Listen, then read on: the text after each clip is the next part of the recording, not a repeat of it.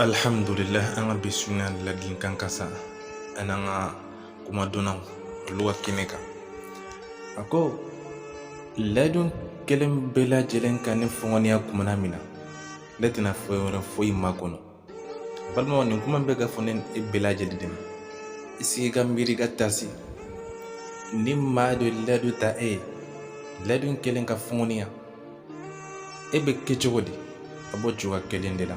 Wa n'i yɛrɛ ye ladon ta maa ye i jija ka ladon dafa, kana kɛ ladon tɛmɛbaliya mɔgɔ ye wa kana kɛ ladon wilibaga ye. N'i ye ladon ta dafa wa ni danaya yɛrɛ dar'i kan, jilaja cogo bɛɛ lajɛlen na i yɛrɛ ka se ka danaya in dafa cogoya la.